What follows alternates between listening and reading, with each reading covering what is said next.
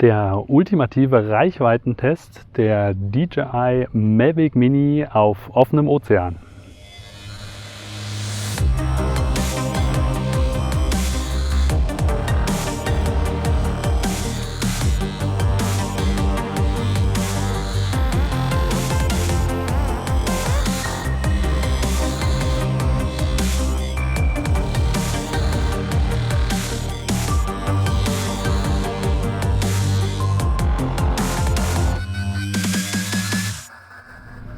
Hallo und willkommen auf drohnen.de. In dieser Folge, in der wir der DJI Mavic Mini einem ultimativen Reichweitentest unterziehen wollen. Das Ganze geht natürlich nicht in Deutschland oder in den europäischen Ländern oder in den meisten Ländern nicht, denn da ist es natürlich verboten. Man darf nur auf Sichtreichweite fliegen, das heißt nur so 200-300 Meter weit. Und deswegen sind wir hier wieder für euch in einem Land, wo es keine besonderen Drohnengesetze und keine besonderen Drohneneinschränkungen gibt. Man darf hier eigentlich machen, was man will. Trotzdem ist das natürlich nicht sinnvoll, sondern man muss sich selber darum kümmern, das Ganze in einem sinnvollen Rahmen zu machen, ohne irgendein Risiko für die Allgemeinheit darzustellen. Deswegen habe ich auch extra die lokalen Behörden hier trotzdem nochmal kontaktiert und gefragt und geschaut, wo es ein Gebiet, wo es definitiv keinen Flugverkehr gibt. Außerdem haben wir unsere Handynummer hier nochmal hinterlegt, sodass Sie uns jederzeit erreichen können. Sollte doch Flugverkehr auftreten für irgendwelche Notfälle oder wie auch immer, sodass wir dann schnell landen oder auf eine Minimalhöhe runter sinken können sozusagen. Aber uns wurde bestätigt, dass hier eigentlich nie irgendwas fliegt. Von daher können wir das relativ sicher machen.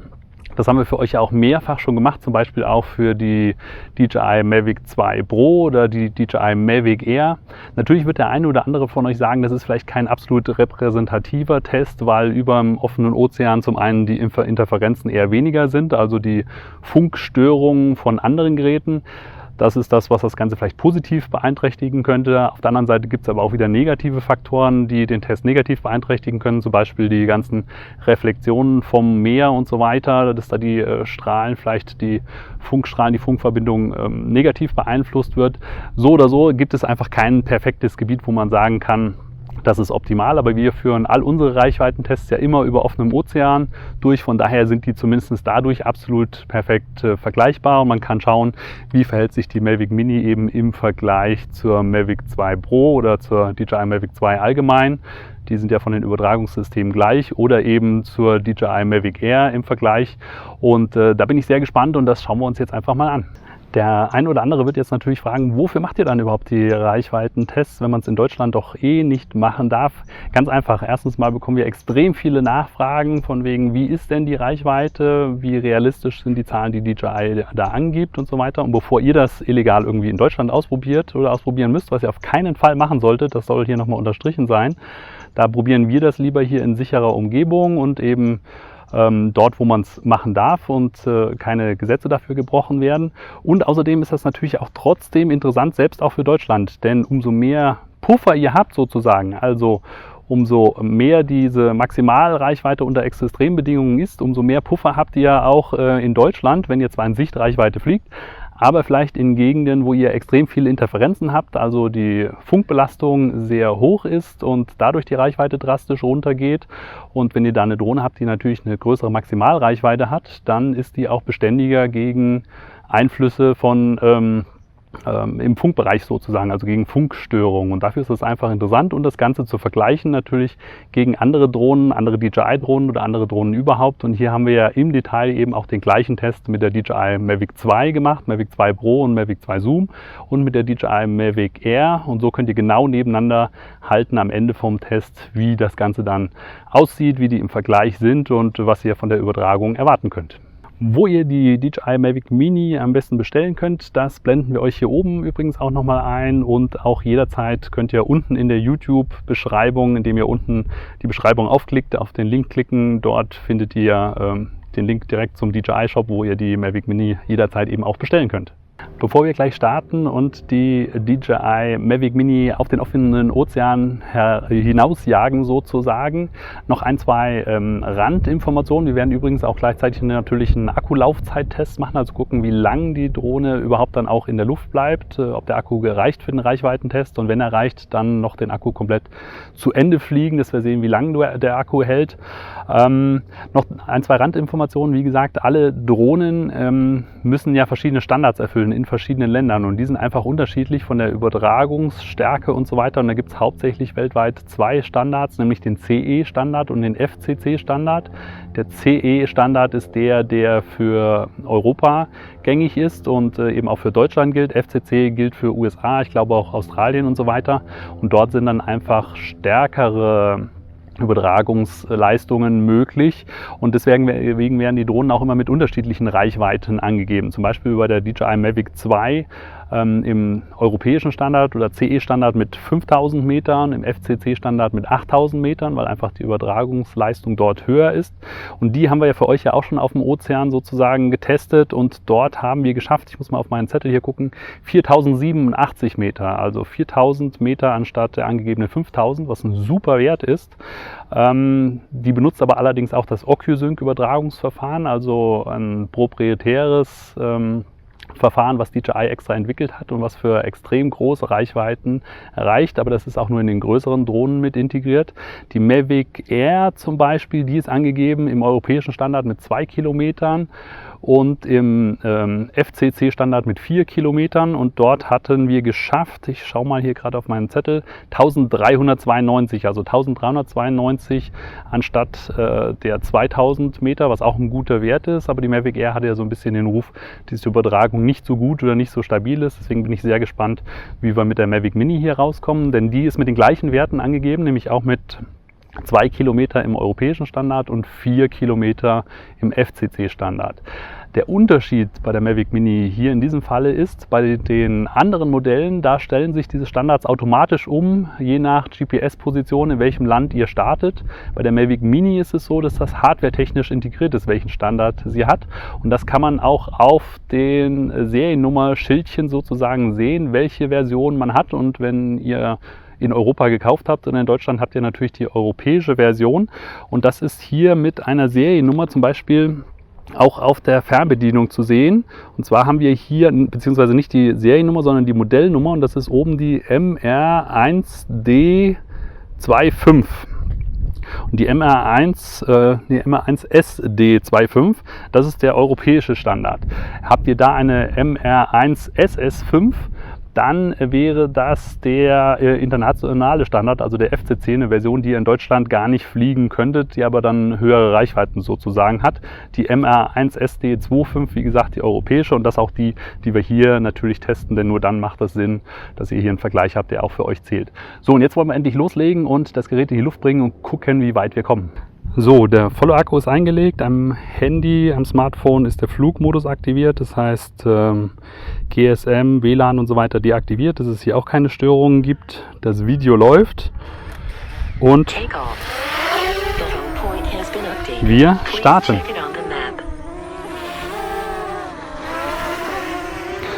Ab auf den Ozean. Das Ganze ist, wie gesagt, immer eine ziemlich spannende und aufregende Geschichte, weil ich auch keine Ahnung habe, was passiert und ob wir die Drohne überhaupt jemals wiedersehen. Und ich bin sehr gespannt, wie weit wir jetzt hier verglichen mit den angegebenen 2 Kilometern, also 2000 Metern kommen. Ihr seht, hier gibt es wirklich gar nichts. Blauer Himmel. Ich habe garantiert einen Sonnenbrand hier danach. Wichtig ist natürlich, dass die Antennen korrekt ausgerichtet sind, also genau auf die Drohne zeigen, also orthogonal quasi die Fläche der Antennen auf die Drohne zeigt. Und die Höhe ist natürlich auch dementsprechend entscheidend. Das heißt, wenn ihr nur weit fliegt, aber zu wenig Höhe habt, dann reicht das Signal natürlich auch nicht so weit, wie wenn ihr entsprechend hoch fliegt. Deswegen versuche ich hier ein bisschen vorwärts zu fliegen und gleichzeitig auch noch an Höhe zuzunehmen. Und damit das Ganze nicht so lange dauert, werde ich auch gleich nochmal vielleicht den Sportmodus reinlegen. Aber wir schauen erstmal, wie es im normalen Modus so vorwärts geht. Und wir sind jetzt bei 300 Metern und 59 Meter Höhe. Die Bildübertragung ist perfekt, keine Abbrüche hier auf dem Smartphone. Ihr seht unten auch an dem kleinen Icon in der Mitte, da kann ich genau überprüfen, wie meine Ausrichtung, also meine Guckrichtung vom Smartphone mit der Fernbedienung im Verhältnis zur Drohne ist. Das heißt, wenn ich mich hier so ein bisschen wegdrehe, seht ihr, dass die Drohne dann auch nicht mehr, der Drohnenpfeil mittig vor mir ist. Das heißt, dann ist auch das Smartphone nicht mehr optimal ausgerichtet, beziehungsweise die Fernsteuerung mit der Antenne. Und wir fliegen mal weiter, sind jetzt bei 500 Metern. Keinerlei Abbrüche, 600 Meter. Ich steige noch mal ein bisschen mehr, weil wir sind ja erst bei 100 Meter Höhe. Das heißt, gar nicht mal so hoch. Und ich wechsle jetzt doch mal in den Sportmodus, indem ich links oben auf dem Bildschirm noch mal drauf drücke, wo Modus P stand. Das Ganze ist jetzt gewechselt in Modus S. Und ihr seht, die Geschwindigkeit nimmt schon drastisch schneller zu. Wir sind jetzt bei 800 gleich 900 Metern. Warnung vor hoher Windgeschwindigkeit. Das nehmen wir jetzt einfach mal in Kauf. Aber noch keinerlei Bildabbrüche. Und selbst wenn das Bild hier mal flackern sollte, dann hält die Fernsteuerung ja noch einiges länger. Das heißt, das Bild würde ja hier als erstes zusammenbrechen bei der Übertragung oder mal kurz flackern, kurze Aussetzer bekommen. Aber die Fernsteuerung hält dann noch wesentlich weiter. Wir treiben das jetzt hier wirklich mal auf die Grenze, so lang, bis wir keine Funkverbindung mehr haben und der Return to Home dann einsetzt und die Drohne automatisch dann hoffentlich zurückkehrt und nicht im Ozean verschwindet. Ich lege noch mal ein bisschen an Höhe zu, beziehungsweise wenn ich volle Geschwindigkeit nach vorne fliege, kann ich an Höhe gerade gar nicht mehr zulegen. Es kann sein, dass da meine Höhenbeschränkungen hier das Ganze verhindern. Deswegen gehe ich nochmal schnell in die Einstellungen und da sind auch die 120 Meter gesetzt. Das setze ich hier alles mal dementsprechend hoch. Auch die Entfernung, 500 Metern und so weiter. So, und jetzt kann ich auch wieder höher steigen. Das sind ja die Sicherheitseinstellungen. Jetzt bekomme ich das erste Mal eine Einblendung, schwaches Fernsteuerungssignal, aber das Bild ist noch gut. Maximale Stromleistung erreicht, das heißt, weil ich wahrscheinlich sehr schnell vorwärts fliege und gleichzeitig steige im Sportmodus, dass dann der Akku so ein bisschen an seine Leistungsabgabegrenzen kommt. Deswegen fliege ich mal ein bisschen langsamer und nicht ganz so schnell steigen. Wir sind erst bei 165 Metern, also gar nicht so hoch, aber sind schon bei 1600, 1700 Metern. Wahnsinn! Damit haben wir, glaube ich, die Mavic Air schon lange hinter uns gelassen, die, glaube ich, bei 1300 Metern maximale Reichweite war. Und eigentlich ja genauso weit schaffen sollte wie die Mavic Mini. Aber das habe ich mir schon fast gedacht, weil DJI hat da nochmal einiges verbessert, weil sich wirklich sehr viele beschwert haben über das Übertragungssystem von der Mavic Air. Das reicht zwar für Deutschland allemal, aber der Puffer ist dann nicht so groß und ab und zu gibt es mal Bildaussetzer. Und der Wahnsinn, wir haben hier jetzt die Entfernung, die maximale angegebene mögliche Entfernung sogar schon überschritten. Wir sind bei 2100 Metern. Im CE-Standard, ich habe es euch vorhin gezeigt, also wir haben ein CE-zertifiziertes Gerät, also nicht FCC-Standard, und sind bei unglaublichen 2 Kilometern, 2,2 Kilometern. Das Bild ruckelt jetzt natürlich ein bisschen, ist nicht mehr ganz so ruhig. Also die Übertragung nicht mehr ganz so ruhig. Ihr seht aber, wenn ich euch zwischendrin immer das Live-Material aus der Drohne einblende, dann ist das natürlich noch wunderbar weich, weil das wird ja direkt auf der Speicherkarte abgelegt und da gibt es dann keine Ruckler und Aussetzer. Die Aussetzer gibt es nur hier in dem Bild, was ich euch zwischendrin immer mal vom Smartphone einblende. Ihr seht rechts oben auch das Empfangssignalbild da oben, diese kleinen Balken neben der Satellitenanzeige, die gehen jetzt auf gegen 0, aber wir sind auch schon fast bei 3 Kilometern. 2680 Meter, unglaublich, bei nur 184 Meter Höhe, also wirklich gar nicht so hoch. Das ist ja schon fast Mavic 2 Pro, Mavic 2 Zoom Niveau. Da haben wir ja die 4000 Meter geschafft, aber da ist auch ein OcuSync verbaut. Das heißt, ein ganz anderes, gigantisches Übertragungssystem von DJI. Und das System, was wir hier drin haben, das ist ja eigentlich WLAN-basierend. Jetzt haben wir das erste Mal Signal zur Fernsteuerung unterbrochen bei 2880 Metern. Ich versuche nochmal an Höhe weiter zuzunehmen.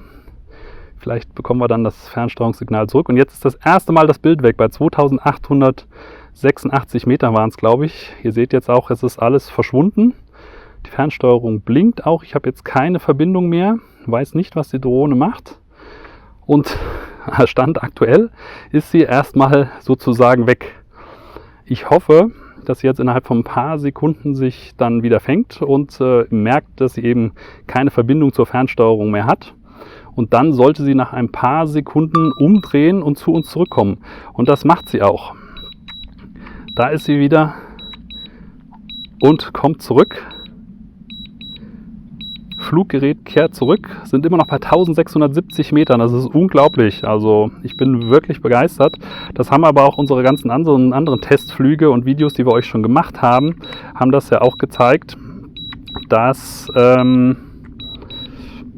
das Übertragungssystem sehr gut funktioniert, weil wir hatten da in Deutschland innerhalb der Sichtweite nie irgendwelche Aussetzer und gar nichts. Das bisschen laute Piepen hier, das müsst ihr jetzt leider aushalten. Das ist das Piepen vom Return to Home. Das kann ich hier auch nicht unterdrücken. Das ist ziemlich nervig, ziemlich laut. Aber das hat ja auch einen Sinn, dass man das nicht abschalten kann. Wir haben jetzt hier trotzdem noch ein paar Bildabbrüche. Aber die Drohne ist immer noch auf dem Weg zurück zu uns. Das sehen wir auch unten an dem Icon, dass das kleine Pfeil wieder auf uns zu zeigt. Und wir sind jetzt bei 2200 Metern auf dem Rückweg. Wir sollten dann bald wieder in Sichtreichweite irgendwie hier ankommen, hoffe ich. Bin sehr gespannt. Und wir lassen es mal weiter laufen.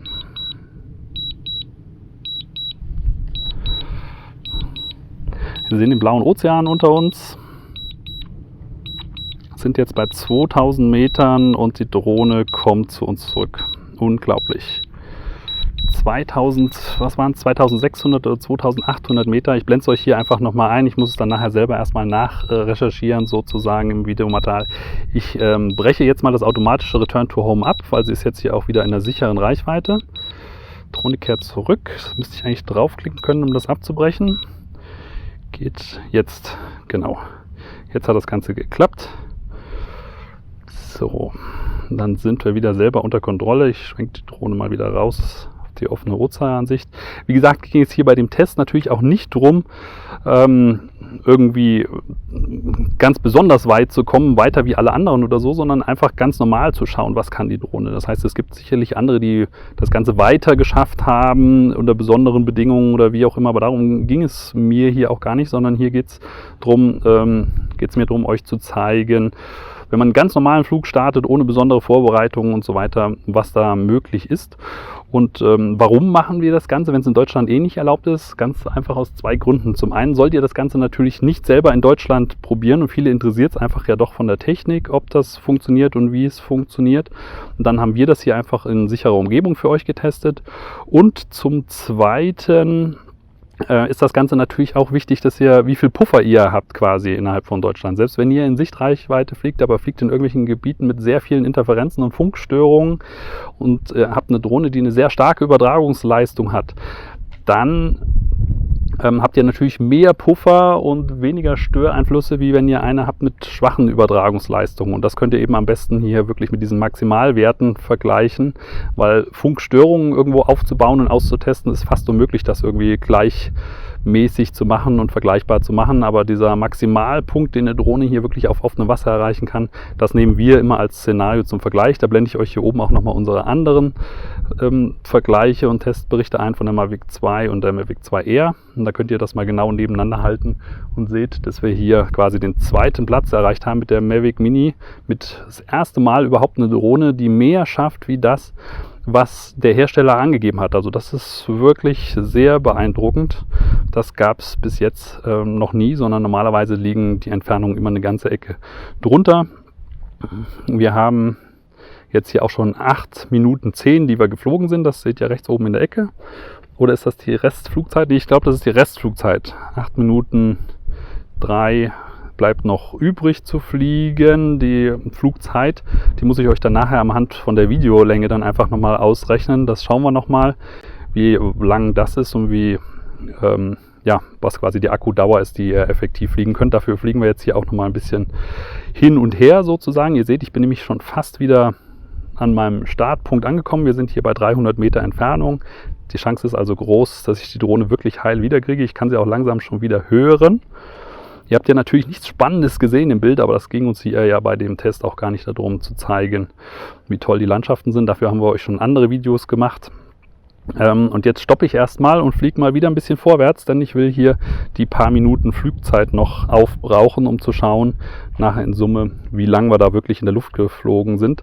Das ist aber auch ein Wert, der nicht ganz repräsentativ ist, sondern der eigentlich schon grenzwertig sozusagen in der Richtung ist, weil wir hier jetzt die ganze Zeit im Sportmodus und mit Steuerknüppelanschlag geflogen sind. Also möglichst schnell und gleichzeitig noch möglichst schnell aufsteigend. Also die maximale Belastung für den Akku, wenn ihr normal irgendwo rumfliegt und Luftaufnahmen macht, langsam fliegt, dann hält der Akku natürlich viel länger. Also wahrscheinlich doppelt so lang wie das, was er jetzt hier hält. Er ist ja angegeben mit 30 Minuten und das sollte die Drohne eigentlich normal auch fast schaffen.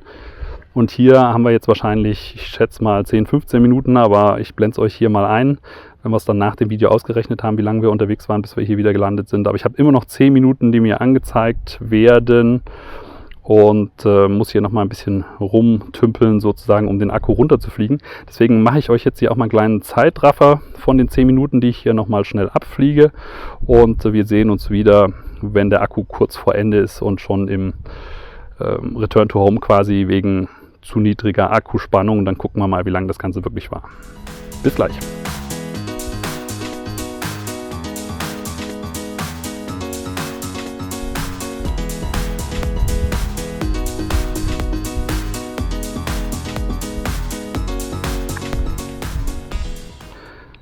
So, und da sind wir wieder. Ihr hört, wir haben noch 19% Akku und hört es jetzt die Akkuwarnung Return to Home ausgelöst hat. Das heißt, wir werden jetzt mal das Gerät zurückholen und landen und dann auch die Flugzeit ausrechnen. Es sind immer noch 4 Minuten übrig, aber ein bisschen Puffer ist ja da immer mit eingerechnet. Und den rechne ich euch dann natürlich dementsprechend noch mit drauf. Und ich hole das Gerät jetzt erstmal wieder zurück. So, da sind wir wieder. Und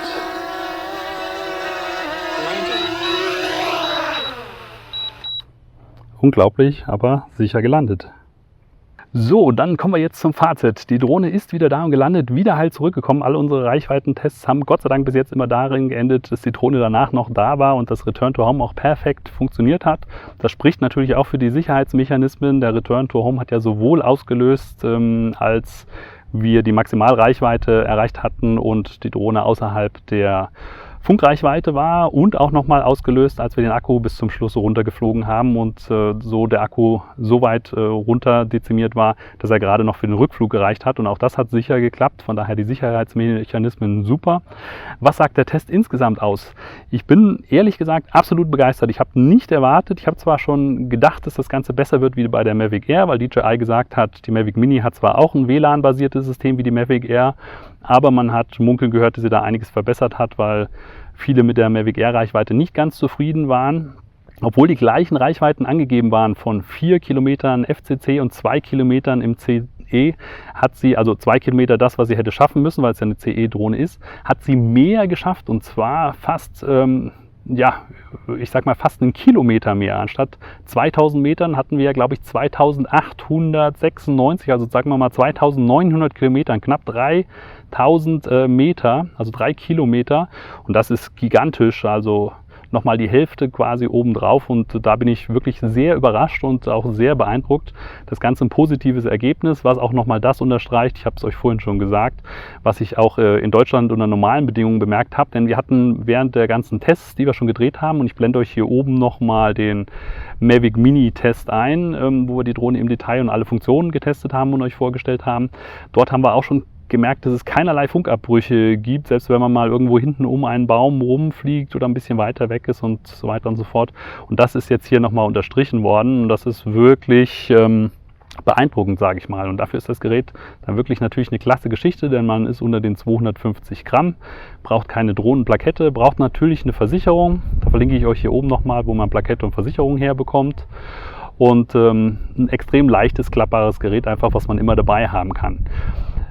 Wo ihr das Gerät besorgen könnt, das haben wir euch hier unten in der Beschreibung nochmal verlinkt, in der YouTube-Beschreibung. Dazu einfach unten aufklicken oder den Link hier oben klicken, den ich euch einblende. Also zusammengefasst und im Ergebnis in genauen Zahlen bedeutet das dann nochmal DJI Mavic 2 Pro und Mavic 2 Zoom auf den ersten Platz mit 4087 Metern Reichweite von uns getestet.